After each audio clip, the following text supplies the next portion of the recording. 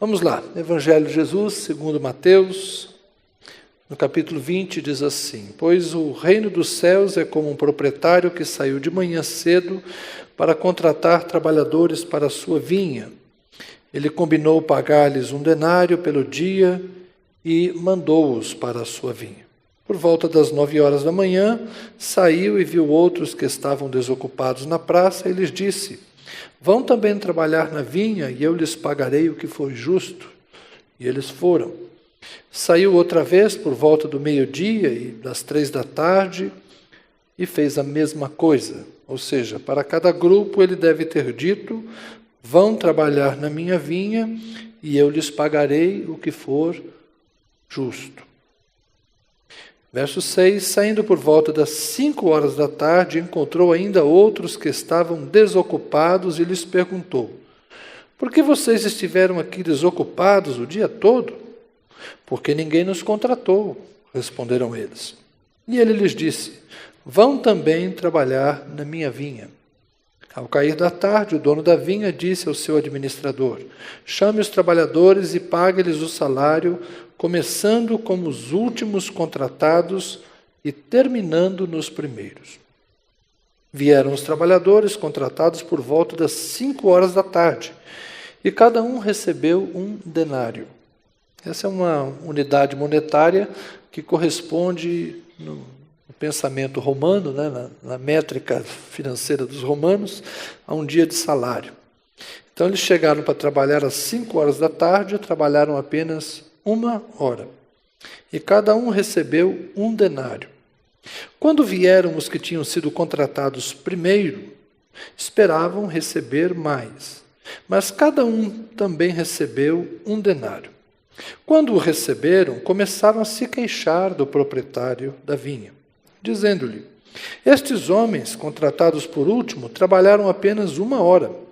E o Senhor os igualou a nós, que suportamos o peso do trabalho e o calor do dia. Mas ele respondeu a um deles: Amigo, não estou sendo injusto com você.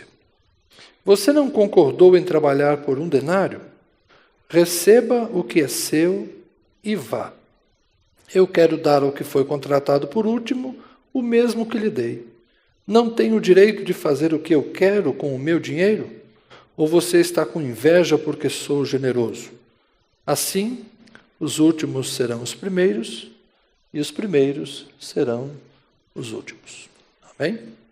Se percebermos, o capítulo 19 se encerrou com frase igual. Contudo, muitos primeiros serão últimos, e muitos últimos serão primeiros. Que o Senhor abençoe sua palavra lida. Amém. Esse texto, ou esta parábola de Jesus, quando proferida, deve ter causado muita estranheza, porque ela vai contra algo que nos é natural, o sentimento da recompensa proporcional. Nós todos entendemos como entendiam os judeus na época de Jesus. Conforme o seu esforço, será a sua recompensa. Esse é o pensamento geral da população nos dias de Jesus. Esse era o ensino dos mestres judeus, dos rabinos naquela época, e convenhamos, é o pensamento de qualquer pessoa que segue aquilo que nós chamamos de senso comum. Maior esforço, maior recompensa. Menor esforço, menor recompensa. É assim que a gente segue a nossa vida. Quem quer passar em concurso público, o que a gente diz para a pessoa? Descansa, rede, água de coco, repousa bastante, fica bem relaxado para quando você fizer o concurso, você estar bem tranquilo. Porque na tranquilidade é que você consegue acertar todas as questões da prova. É assim que a gente faz, não é para passar em concurso público. É assim? Não, né? Aqui em Brasília, terra dos concursos públicos, a gente sabe que o negócio é esforço. Quem se esforçar tem que estudar, adquirir método, tentar de uma vez, tentar outra vez, insistir, persistir, assim que você consegue. Depois que conseguiu o primeiro, não para não, continua estudando, continua trabalhando, continua tentando, para você conseguir vagas melhores. Conforme o seu esforço, será a sua recompensa. Os atletas que praticam esporte sabem que é assim. É treinar para se aperfeiçoar na técnica e, enfim, conseguir um resultado satisfatório. É assim que a gente imagina a maior parte das coisas da vida. Quanto mais você se esforça, maior é a sua recompensa. Digno é o obreiro do seu salário. Digno é o trabalhador da recompensa daquilo que ele produz. Jesus também disse que o trabalhador é o primeiro, aliás, Paulo que disse, o trabalhador é o primeiro a colher os frutos do seu plantio. Bom, mas do que Jesus está falando aqui? Há algo diferente nesse texto. Jesus está falando de salvação. O assunto aqui é salvação. Esse capítulo deveria começar, na verdade, no capítulo 19, verso 16, na história do jovem rico, ou daquele rapaz, talvez um homem ainda no começo, né, da sua vida madura, que se aproxima de Jesus e pergunta o que eu posso fazer, o que eu devo fazer de bom para herdar a vida eterna. Como é que eu posso ser salvo? E Jesus diz a ele: você conhece os mandamentos? Você sabe o que a lei de Moisés diz? Ele diz: sim, conheço, e não só conheço, mas pratico. E Jesus então fala: que bom, então faz uma outra coisa. Vende os teus bens e segue-me. E o jovem rico então desiste disso e vai embora entristecido.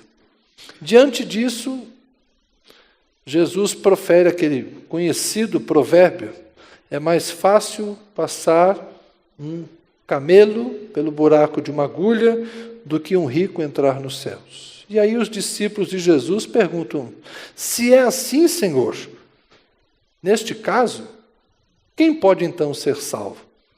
Se um rico que guarda os mandamentos não pode ser salvo, quem é que vai ser salvo? Porque na mentalidade daquela época, se a pessoa era rica, é porque ela era abençoada por Deus. Ele é rico porque ele é abençoado por Deus. Então, já conta com o favor divino. Se esse mancebo de qualidade, se esse jovem virtuoso, que já é abençoado por Deus, e prova dessa bênção é a sua riqueza, se ele não pode ser salvo, quem é que vai ser salvo? E aí Jesus disse para Pedro: olha, Pedro, para os homens é impossível, mas para Deus tudo é possível. A gente usa muito esse versículo para outras coisas, né? Para as nossas demandas, para as nossas doenças complexas, para os problemas da vida. A gente diz: é impossível para os homens, mas tudo é possível para Deus. É verdade, isso se aplica a todas as coisas. Mas aqui especificamente Jesus está falando do poder de Deus para a salvação. Às vezes nós não acreditamos na possibilidade da salvação de alguém. Para esse aí não tem jeito. Mas o que Jesus está dizendo, tudo é possível para Deus. Deus sempre pode salvar. Mas à medida que essa conversa foi evoluindo, Pedro então faz uma pergunta para Jesus: mestre, e nós? O que vai ser de nós? Qual é a nossa recompensa? Nós que deixamos tudo para seguir-te. Porque o jovem rico não teve coragem de vender os seus bens para seguir a Jesus. Ele então não deixou a riqueza para servir a Jesus. Mas os discípulos de Jesus haviam deixado, não vou dizer a sua riqueza, porque eles não eram ricos, mas haviam deixado a pobreza para seguir a Jesus. Eles deixaram seu barco de pesca, deixaram as suas redes, deixaram a família e foram seguir a Jesus. Eles não eram pessoas ricas, mas eles fizeram uma escolha por renunciar ao que tinham, fosse pouco ou fosse muito, renunciaram ao que tinham para seguir a Jesus. E ele pergunta então para Jesus: e a nossa recompensa? O que é que nós vamos ganhar? Porque nós deixamos o que tínhamos para seguir-te. Nós vamos ganhar a vida eterna? Nós vamos ser salvos? E Jesus diz que sim, não é? Olha, por ocasião da regeneração de todas as coisas, aqui é um termo escatológico que se refere ao final da história, quando a glória de Deus se manifestar na salvação de todos os justos. Ele diz assim: quando o Filho do Homem se assentar em seu trono glorioso, vocês que me seguiram também se assentarão em 12 tronos para julgar as 12 tribos de Israel. E os que tiverem deixado casas, irmãos, irmãs, pai, mãe, filhos, campos por minha causa, receberão 100 vezes mais e herdarão a vida eterna. Contudo, muitos primeiros serão últimos e muitos últimos serão primeiros. Então Jesus diz que eles que haviam deixado tudo para seguir a Jesus seriam recompensados, eles teriam a vida eterna e na era vindoura teriam tudo de maneira mais transbordante e abundante. Eu, aliás, costumo dizer que não é só na era vindoura, né? Eu já compartilhei com vocês sobre isso, que eu entendo que a gente acaba tendo nesta terra muito mais do que a gente tinha. Nós nos tornamos muito mais ricos à medida que nós deixamos tudo para seguir a Jesus, porque nós passamos a ter tudo em comum com os seguidores de Jesus. Então, se antes eu tinha a minha porção, você tinha a sua porção, hoje nós que deixamos tudo para seguir a Jesus, nos enriquecemos mutuamente, porque temos uns aos outros, servimos uns aos outros e nos beneficiamos de tudo que temos e possuímos, porque nada é nosso, tudo pertence ao Senhor. Então, no Senhor, todos nós nos tornamos enriquecidos nessa vida e com certeza seremos muito mais enriquecidos na era vindoura. Mas por que a parábola do capítulo 20? Por que Jesus ensina então essa questão dos trabalhadores na vinha? Porque nós precisamos acreditar naquilo que Paulo conheceu também, que se chama a graça de Deus. Salvação nunca será uma questão de mérito. Salvação nunca será uma questão de mérito. Você pode perguntar para Jesus: o que eu devo fazer para ser salvo? E talvez você pense que você deva fazer um monte de coisas para ser salvo. Só que eu vou dizer uma coisa para você: não há nada que você possa fazer para ser salvo. A salvação é uma dádiva, é uma bênção que Deus concede com generosidade. A salvação não é fruto do nosso esforço. A salvação não é fruto do nosso comprometimento. A salvação não é fruto da nossa dedicação. A salvação só nos é dada por causa da graça, da bondade e da misericórdia de Deus. No que diz respeito à salvação, muitos primeiros serão últimos, muitos últimos serão primeiros. Aqui não é uma questão de ordem, é uma questão, nós poderíamos chamar aqui de honra. Digamos que nós estivéssemos aqui numa reunião e que houvesse aqui um grupo de pessoas que deveriam falar, então nós estabeleceríamos uma ordem para cada orador falar. Suponhamos que entre nós houvesse uma autoridade muito importante, ele deveria ser ou o primeiro ou o último a falar, porque é assim que funciona, não é?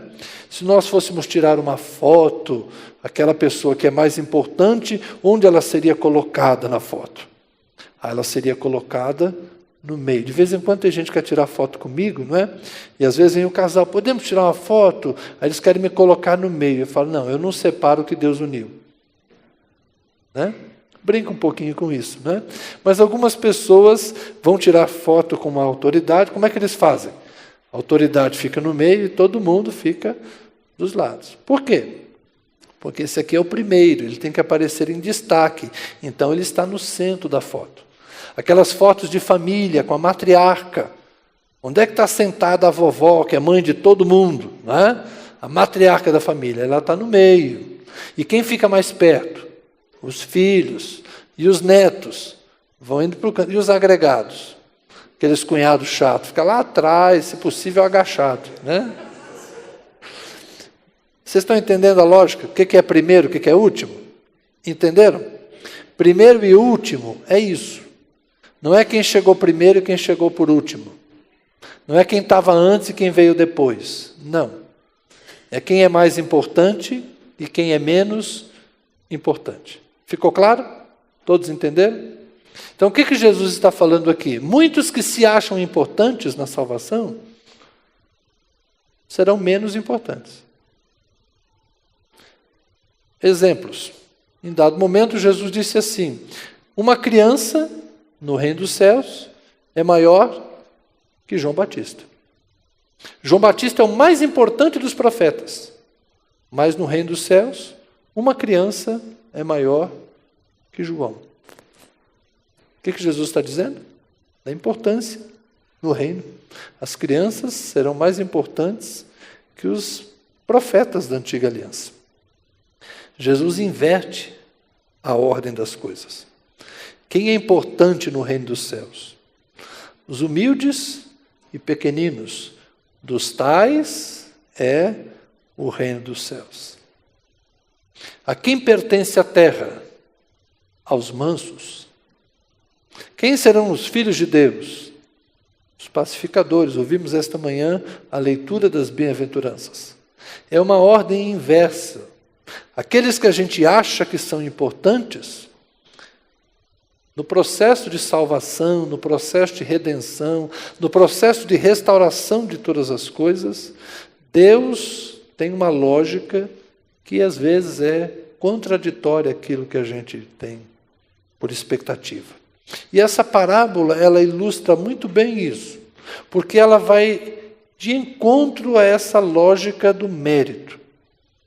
Uns chegaram para trabalhar 6 da manhã e trabalharam até 6 da tarde, um dia inteiro de trabalho, enfrentando o sol, muito produto, muito resultado do trabalho deles. Outros chegaram 3 horas depois, outros chegaram 6 horas depois, outros chegaram 11 horas depois ao mesmo trabalho.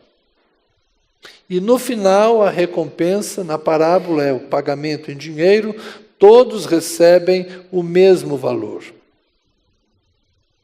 Como eu disse, o pensamento dos rabinos era maior esforço, maior recompensa. E Jesus vem dizer, maior esforço, menor esforço, não importa, a recompensa é a mesma. Por quê? Porque o assunto é salvação. E no quesito salvação, não importa o quanto você fez, importa a graça de Deus, importa a misericórdia do Senhor, importa a bondade do Senhor. Não vai ter mais salvo e menos salvo.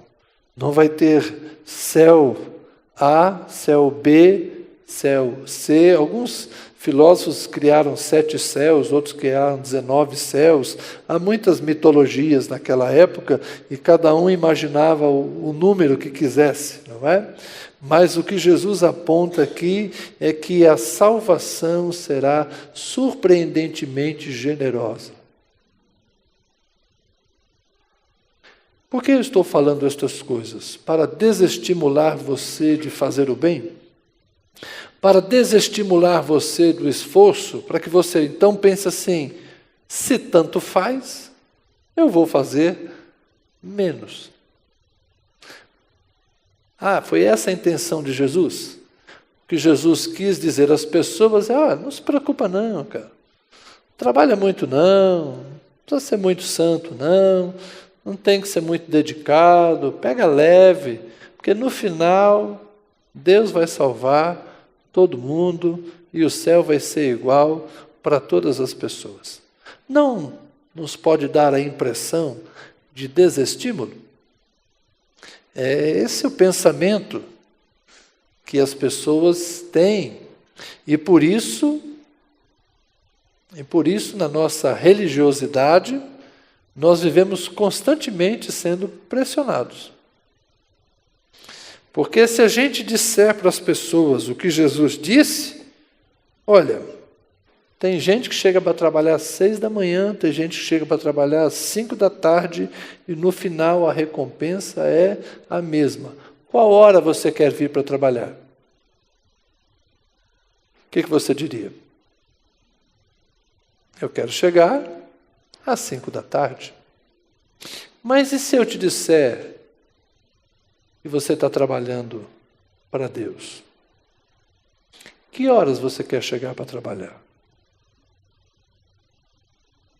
Quanto tempo você quer estar com Deus, na presença de Deus, desfrutando a companhia de Deus? A lógica de Jesus não é muito aplicável ao mercado de trabalho. De fato, no mercado de trabalho, isso aí não vai funcionar. Mas Jesus não está falando do mercado de trabalho.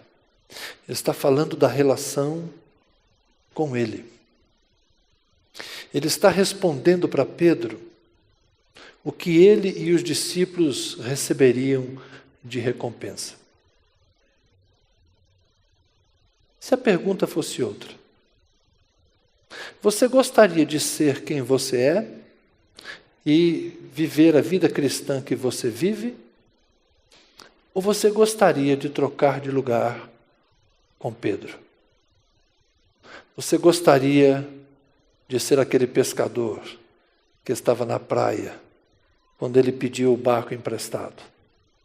Você gostaria de ser o homem a quem ele disse: lance a rede para lá, porque ali tem peixe? Você gostaria de ter estado com ele quando realizou os milagres? Você gostaria de ter estado lá, diante da tumba de Lázaro, quando ele chamou o morto de 4 dias, mandou que alguém removesse a pedra, e Lázaro saiu lá de dentro, vivo, e depois Jesus deu a ordem: desamarrem-no. Você gostaria de ter estado com ele na noite, no cenáculo? Você gostaria de ter sido o homem que esteve com ele na praia e comeu peixe e pão depois da ressurreição? Você gostaria de ter ouvido dele: você me ama, apacenta as minhas ovelhas? Seja honesto, você trocaria de lugar com Pedro? Eu trocaria. Mas sabe o que isso significaria? Eu deixaria de ser esse cara que chegou às 5 da tarde e teria que ser aquele que chegou às 6 da manhã. Mas posso falar uma coisa para vocês? Eu faria isso com muito gosto. Eu teria imensa satisfação de trocar de lugar com Pedro. Você, minha irmã, trocaria de lugar com Maria Madalena?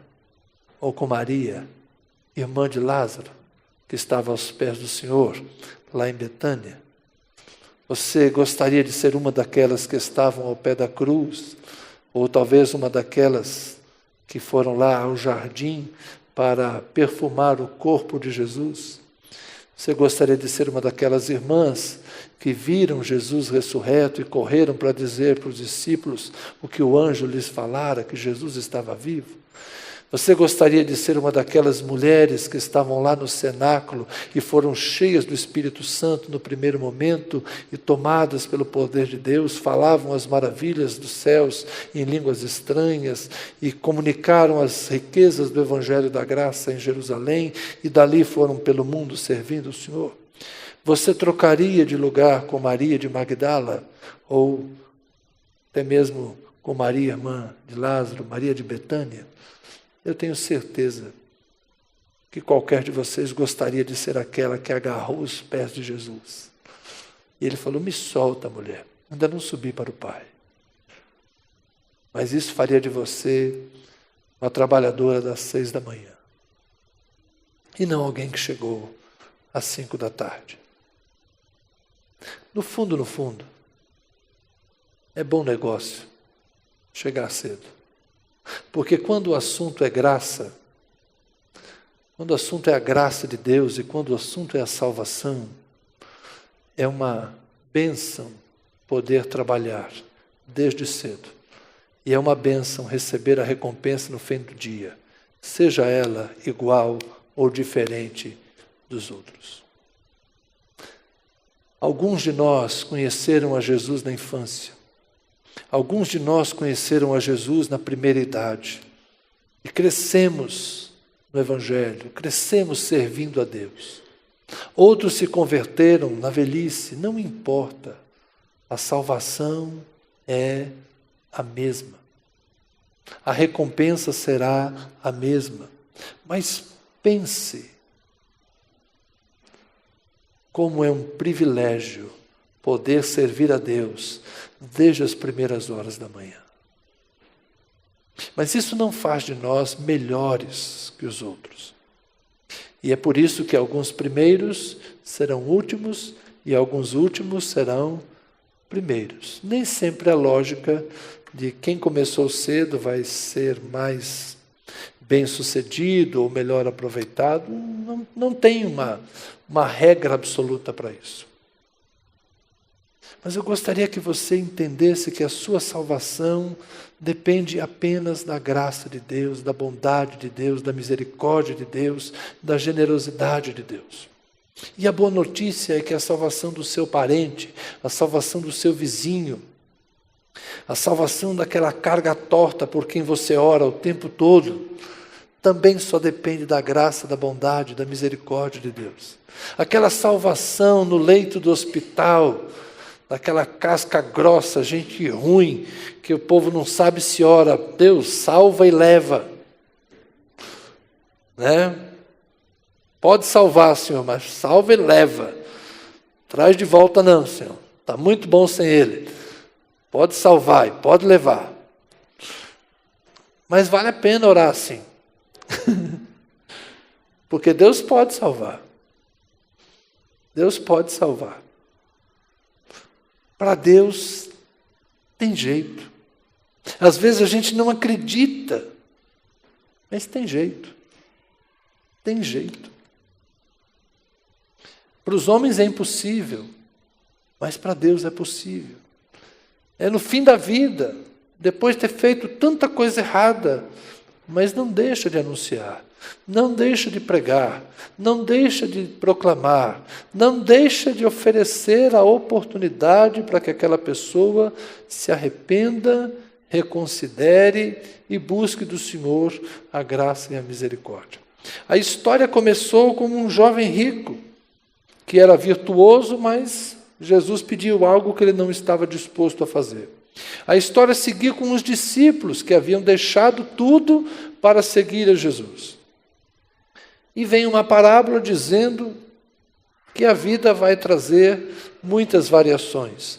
Cada um vai chegar numa etapa, cada um vai chegar no momento, mas o importante é que Deus é generoso para oferecer a salvação para todas as pessoas. Então eu creio no poder de salvar.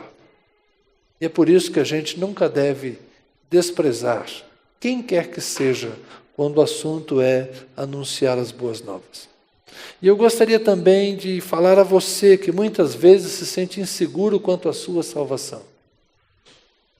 Talvez você seja como aquele jovem que se aproximou de Jesus e perguntou: Senhor, o que eu preciso fazer para ser salvo? Eu sei que muitos crentes, frequentadores de igreja, têm medo de morrer. Mas tem medo de morrer não é à toa, não. Ele tem medo de morrer porque não tem certeza, não tem convicção da sua condição de salvo. Por quê? Deve ter alguma coisa que te incomoda, deve ter algo que te condena. Não é aquele filmezinho lá, Meu Passado Me Condena, não é? Então vocês têm que resolver esses problemas. Como é que a gente resolve esses problemas? A gente tem que confiar na graça de Deus, no poder de Deus, no perdão do Senhor e emendarmos a nossa vida. É por mérito que a gente é salvo? Não. A gente é salvo pela graça do Senhor, pelo poder redentor que há em Jesus Cristo. Mas se nós temos insegurança quanto à nossa salvação, é porque nós ainda não entendemos plenamente essa graça de Deus. Você tem que buscar o Senhor para compreender a grandeza do perdão, a grandeza da sua salvação, a grandeza do poder de Deus que opera em nós para a vida eterna. Então, se você é daqueles que vivem com medo, se Jesus voltar agora, será que eu estou preparado? Essa semana circulou de novo essas emergências, Jesus está voltando, Jesus está voltando. Jesus voltou, né? O Gabriel Jesus já voltou, né? E outros tantos estão voltando, não é? Sempre tem, hoje pela manhã a gente falou na escola dominical, né? Essa iminência da vinda de Jesus sempre existiu.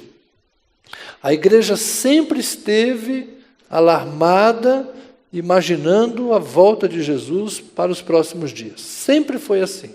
E a culpa disso é do próprio Jesus, porque ele disse que viria a qualquer hora sem dar aviso. Então é normal que você tenha essa preocupação. Jesus pode vir amanhã. E é isso mesmo, se preocupe, porque ele pode vir.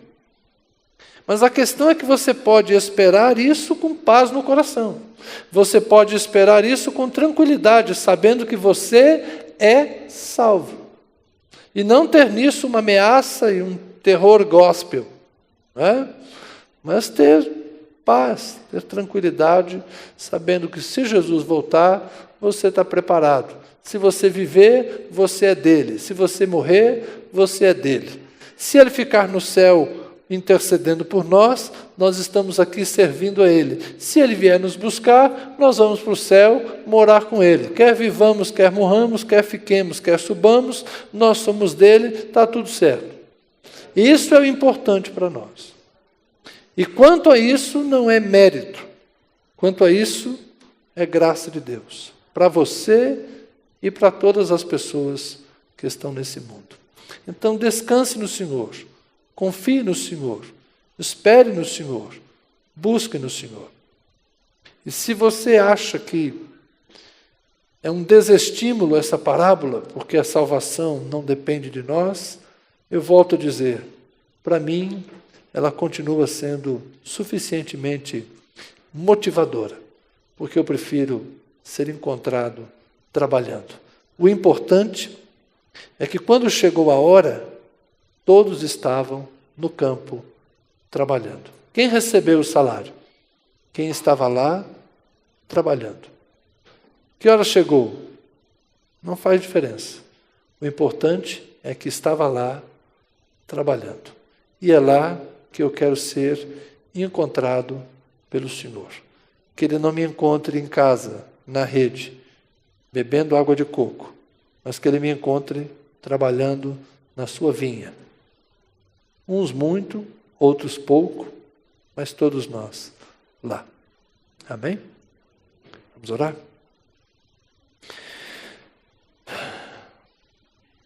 Senhor, vivemos dias de muita cobrança, de gente cansada de tanto compromisso, de uma agenda cheia, de uma vida cheia de afazeres, de tarefas, de rotinas exaustivas. E a religião tem se tornado mais um fator pesado, mais uma agenda para cumprir. O que havemos de fazer para ser salvos, Senhor? O que temos que fazer para sermos aceitos por Ti?